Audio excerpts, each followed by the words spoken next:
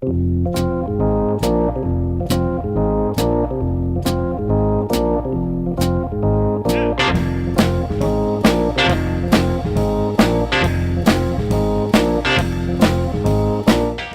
to the Two Blokes Chatting radio show on 94.7 The Pulse. Music, interviews, news, and, well, Two Blokes Chatting. Now, here are the two blokes. We're going off to Venus Bay, Rob, and we're going to say hello to both Janine and Eric. G'day, team. Hi, how you going? Good morning. Good morning to you both. Hey, that's pretty fine stuff. That was my first listen. Quite liked it. Now, we're going to let you answer the question because Neil and I were discussing in the being a farmer, I'm standing at the end of the drafting race. This song's coming at me. Is it soft rock? Is it pop? Is it country and western? What do you call it? I would go... Does it really get any more country? Yeah, I think it's... Yeah, Neil went country, but it had bits of country. Some of the lyrics are a bit country, some of the melody, but it could easily be on a pop chart. I'd have no problem with that at all. It was very good. Neither would I. Oh, well, happy to hear that. No, it's good. Well, it's been on very high rotation in the last 24 hours, I've got to say. I seem to keep playing it everywhere I go. Thank you very much. No, it's all good. Hey, let's talk a bit about South Gippsland, and Lisa Edwards obviously said to say good day to you, Janine. No, she didn't. I made that up. But you guys live down in the beautiful South Gippsland region. One of you in Foster, one of you in Venus Bay, straddling the beautiful town of Meenium, where the most beautiful girl in the world lives. How did two people from Foster and Venus Bay find themselves in a group called No Promises? Social media. Oh, really? Okay. Yeah, no, Janine and her offsider Fiona in their duo Harmony do a lot of live streams, and I saw them for the first time on social media, and I thought, they're awesome. I'd like to play with them. And the only way I could manage that was that because I'm busy and they're busy, and we've all got gigs at the same time, so I had my birthday, and I thought, I'll book them. And I didn't invite anyone else. We just hijacked the local bar here at Venus Bay, the Cavity, and they played, and I drank beers and played along when I could and enjoyed myself and had a great night. Sat there in the corner with his wireless electric, just playing along. Quite great. Yeah, I've got Neil Diamond's. There he was, sitting in the corner, crying in his pretzels. He'd already supped up a whole plate of potato chips. But the management didn't mind because he was a regular customer. I won't do any more Neil Diamond stuff. So... Yeah, okay, so obviously geography helps because you're not very far away from one another. But no, we all played lots of gigs in local cafes and you know, the local brewery in Currambara. So we all sort of got to catch each other's gigs at different times. So back in the days when you could gig. Yeah, when you could play live. The connection musically is clearly good, but that's all very well to say that, but you've got to have an emotional connection as well. Did that happen pretty quickly? We Janine is a prolific songwriter, and when I say prolific, it's like 2 or 3 a day. She's written one while she's been on hold waiting for us. Actually, I wrote one this morning when I woke up. On the way here, she wrote one. I'm not joking. And so I used to write a fair bit, so I got a bunch of songs, but I haven't been making songs so much as coming up with music. And so we used an app on our iPads called GarageBand, and I'd send her some music, and she'd send me her singing to the music back, and we thought, okay, we might do something with this, why not? And so, yeah, we've just been swapping songs, or parts of songs. I'd play something, and Janine would come up with the words and the melody, and yeah. And we got together for the first time, I don't know, is it maybe a month ago? Yeah.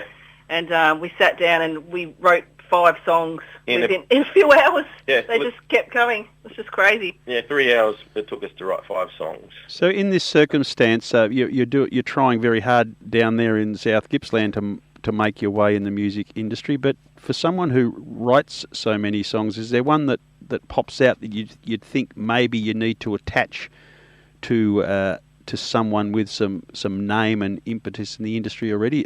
Do you occasionally send your songs off two others, Janine? Well, you can answer that, Janine. I don't know, can I? Yeah. Well, I guess because we haven't really been at it, recording and writing for very long.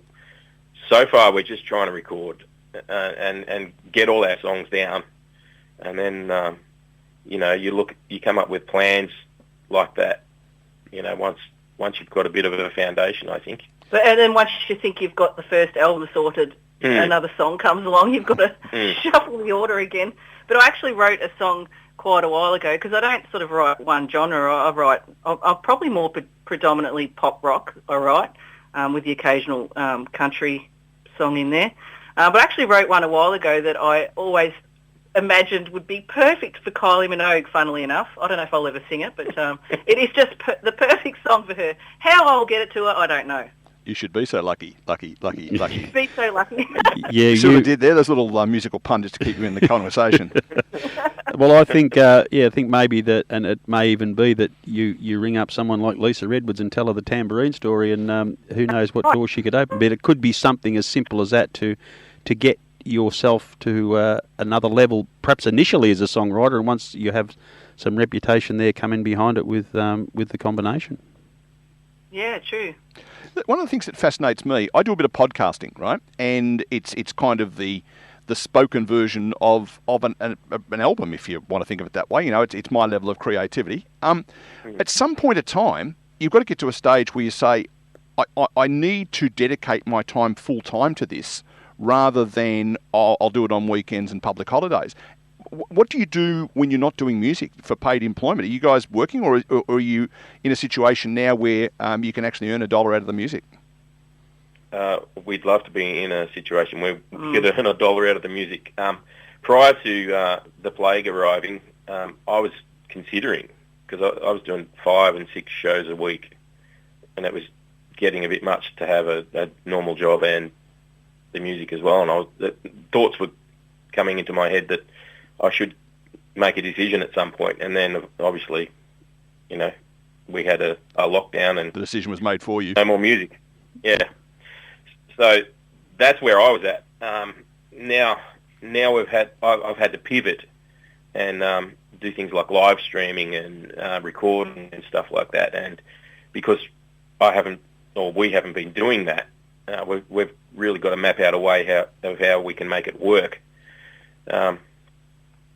So hopefully that's our goal, is to be able to make a living out of this. It's just a matter of... And there'll be none of that one album a year thing. No. It'll be like... Janine, people who write music, I imagine songs are like children. You love them all, but are there ones that just pop out and go, "Oh, this one's really good. I think this one's a chance." Regularly. Yeah. Yeah. Having said that, we do have standards, and we know that they're not all going to be they're not all going to be good, but what we've been working on so far, there are more that we would consider good than not good. Yeah. You haven't demonstrated you've got standards. You're prepared to go on the Two Blokes Chatting radio show. Your standards aren't terribly high. Hey, so where can people buy this thing? He said, knowing the answer already, but it's always better to come from you guys. Suppose Rob wanted to buy this song, as I've already done. How does he go about doing that? You can go to iTunes and look for "Love Me or Leave Me." Look for the song rather than the artist, because we've only just gone on there. And they've put us in with another no promises, which are like some actual group. Yeah. Which is hopefully will be fixed, in the next day or two. And also Google Play and YouTube Music, and there's a few others as well. Stream us on Spotify. Yeah, Spotify. Yep. Yeah, because we're really keen for my $2.19, of which you'll probably see about 30 cents. Every one that you sell is good. So I'm sure that we'll get some people who are listening to that song and listening to you guys chat about it, and they'll be buying music like there is no tomorrow. Yeah. And if they can't remember any of that, go to our Facebook page, No Promises. Yeah, good stuff. It's good to see. And you mentioned off air, Eric, that it's taken you 30 years to be an overnight sensation. Yeah, absolutely, yes. We're still trying, and we're much longer than 30 years. Hey guys, we're running out of time, so we better let you go. But thanks for making the technology happen that we could talk to two people at once. That's very exciting. We don't do that very often. Very much. on. It's been great. Thank you so Really much. appreciate it. Good on you. All the very best. No worries. There they are. It is Eric and Janine. They are no promises, but boy, they are promising, and we will be hearing from them again, I reckon. They're down in South Gippsland.